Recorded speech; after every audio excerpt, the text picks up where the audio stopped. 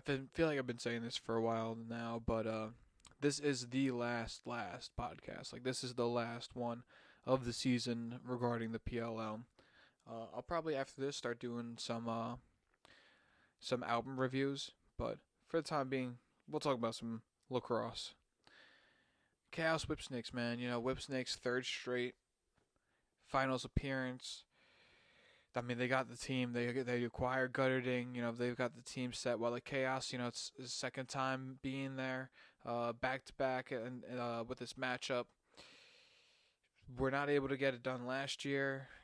There looks like they're versing an improved team, but with a struggling goaltender.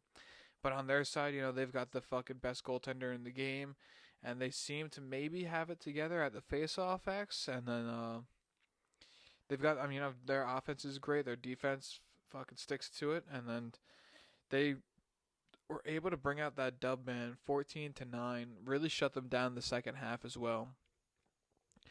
Stats wise, Dane Smith 6 points, Frazier, Byrne, Cloutier all with 4, Mac O'Keefe with 2 goals, Westbury, Ryan Smith each with a goal. Good game by them overall. Almost everybody on defense had a fucking caused turnover, a ton of ground balls on their end as well. Max Adler going 50%. You can't let this team go fucking 50% on faceoffs, man. Because if you let them get those, I don't want to say free possessions, but if you let them get those possessions, the goaltending is just so good, and their transition game is just like as good that if you're giving up all those faceoffs, like you'll be in your own zone like a good amount of the game. It's just so hard to get goals in that you need those face-off wins. And that's really what the fucking Chaos were just missing this whole time, was just possessions, man. It was just fucking possessions. Blaze, 15 saves, 63%, no 2-pointers against, fucking 9 goals. That wins championship, man. Giving up less than double-digit goals, and those possessions for the Chaos, man, that's what put them over the edge for this championship. On the Whipsnake side, Carlson with a hattie, Gutterding, Chaney with 2 goals each, Brad Smith, Haas, 2 points each, and then Zed Williams with 2 points, Matt Rambo 1 point. So just not a great game overall by their greatest. I shouldn't even say great game overall as much as I should really say that just a good job of shutting them down. You know, 8 shots by fucking Zed Williams, none of them go in. So good job. I mean, you got to give it up to the Chaos for shutting down their stars on the team, man, because those are 2 of the best players in the world, and they fucking got it done. Defensively, tons of close turnovers and whatnot. It's not like the defense played bad. Just again, you know, going 50% against the Chaos isn't going to get it done. So Joe Nardella, while, you know, 50% is good, just not good enough. And then goalie Brian Phipps, 9 saves, 14 scores against, 39%. Not the worst showing in terms of like he looked like shit, but not ideal in the sense that, you know, you went 39%. But came in, played well for a couple of games. Bernlar wasn't doing that much better either. I don't think that anyone's gonna lose sleep over that call, but it is what it is. In terms of postseason awards, we got the defensive man of the year, Graham Hossack. I can get with that. I mean, you can always put it up for debate, but I do feel like Graham Hossack was, you know, a fucking stud there. Attackman of the year, Grant Cement. I feel like that, you know, maybe Jeff Teat, but that's about it. Grant Cement, pretty solid on that. Blaze Reardon, there's no one else who's the goalie of the year. That's a pretty easy one for me. Trevor Baptiste, face-off man of the year. Could have seen it being TD Erlin, but getting hurt towards the end of the season kind of killed it. I think that he should have won, but TB could take it. I'm not gonna lose sleep over. I'll lose a little bit of sleep over that one. Hard Hat Award, Danny Logan. I felt like this could have gone to Zach Goodrich on the Cannons, but Danny Logan was having a really good second half of the season, so that one I'm not going to complain too much about. Sportsmanship Award, Eric Law. There's someone who I just fucking can't remember that just had like a really good play, like good sense of sportsmanship, but can't really complain about that one all too much. Teammate of the year, Jack Kelly, goaltender. It says almost 1,000 or over 1,000 days after tearing his ACL in 2018 World Games, he returns to the field and led the Redwoods to a victory at home on Long Island. I remember that. I was at that game. Fucking awesome game. Fucking awesome win. Lawn Stick Player of the Year, Michael Earnhardt. This is his back-to-back-to-back, the Brody Merrill Award. Could have honestly seen Brody Merrill winning this one. There are a lot of really good guys who could have fucking gotten this award, but Michael Earnhardt gets it. I don't think that's a bad one. For me, he's always up there. He has a great amount of ground balls. He's a good defensive midfielder. He takes on a lot of great players. So I got nothing against that one. The Gate Brothers Midfielder of the Year, Zach Courier. That's a no-brainer. Like there's not even anyone that I think is close. Like it is, or anybody who plays two-way, it is Zach Courier. He deserves that award more than anyone else.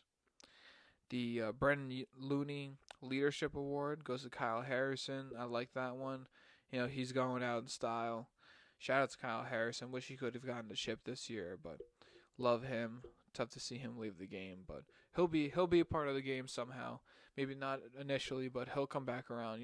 Players like that, they don't leave for long.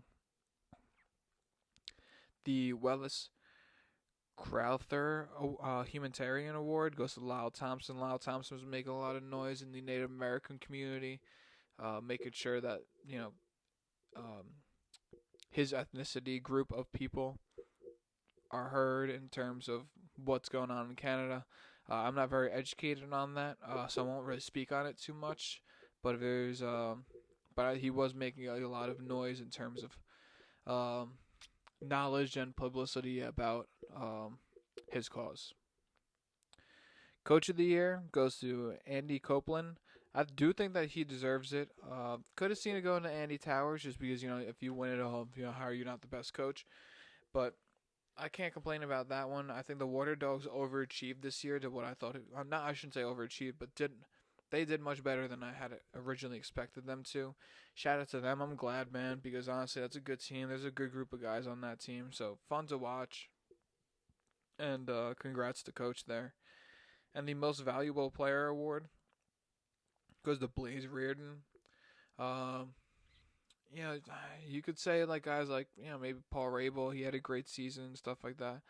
But I don't know. There's really not too many other guys that I think are. I mean, he's the most important guy on the field, man. Like, maybe Lyle, maybe Zed, maybe T, maybe Courier, maybe Rowlett. Like, there's guys here and there that you're like, oh yeah, it could have been. But I don't think there was anyone who were like, oh no, without this guy, it is like we are not the same. Like we are not. We will not win a championship. Basically, like if he wasn't in, the entire fucking dynamic of the team just changes. So, good for him, man. And so far, 3 for 3 MVPs winning the championship. So hopefully next year the fucking Redwoods get one. And then in terms of first team All-Pro attack, I'm going to compare the first team to the second team. We got Grant Cement, Jeff Teat, Lyle Thompson. And the second team was Josh Byrne, Rob Pennell, Zed Williams. Really can't complain on that one all too much. I would say the same. First team All-Pro midfielders, we have Zach Courier, Miles Jones, and Paul Rabel. And the second team, we have Costabile, Schreiber, and Dane Smith. The only one who I may say maybe swapping Rabel with Costabile, but Paul Rabel retiring, give it to him. I like it. Costabile will fill that spot for the years to come, man. He's really something special. I do like watching him a lot. He's a great player. Courier Jones.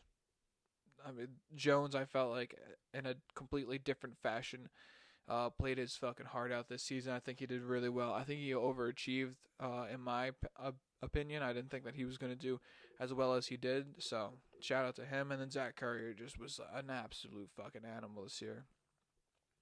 And then Schreiber, Dane Smith. Not that I don't think that they deserve that spot. They definitely have their arguments. But Schreiber, I'm not going to say down year because he was still fucking fantastic. And Dane Smith with a great season. But, those other two spots are just fucking pretty solidified there, man. Defensively, we got Matt Dunn, Graham Hosick, and Jack Rowlett. While we have Liam Burns, Garrett Epple, and Michael Rexroad. I could see Liam Burns being over probably Matthew Dunn. I think he'd be the third of the group. I think Garrett Epple's good where he's at, and Michael Rexroad is good where he's at. I think they definitely deserve their light. But I think that the only one that I would switch up is Liam. I just think that Liam Burns was just such a fucking animal this year, man. First team pro LSM, Michael Earnhardt. Second team was Rylan Reese. I just want to know where Joel White's at. That's all I want to know. Just where is Joel White on this list, Short stick of the year, yeah. So Danny Logan, Zach Goodrich, like I said before. Makes sense. Trevor Baptiste. T.D. Erlin, makes sense, first, second. And then Blaze Reardon and Adam Gittleman. I guess so. I don't know.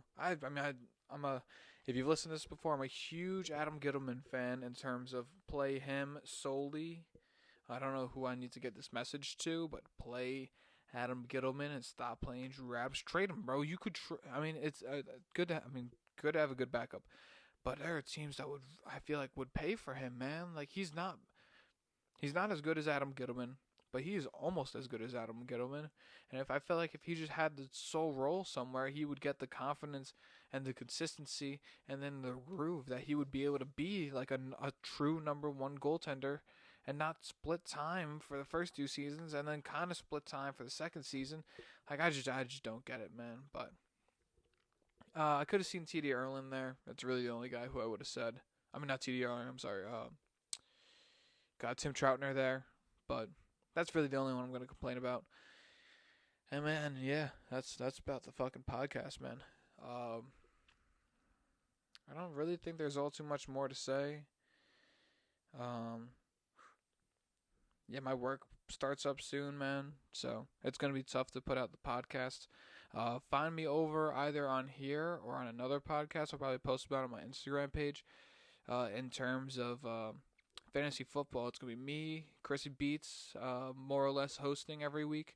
And then we're going to have other guys in the league on the Boys League, like DABO, 5 I's, S, and then League. All one word on Instagram. No underscores or none. Find us over there. We'll be posting some shit there. You'll be more than able to find that shit over there. And, fucking let's just get it going, man. I can't wait. It's going to be a great year. Very excited. All right. Thank you, boys.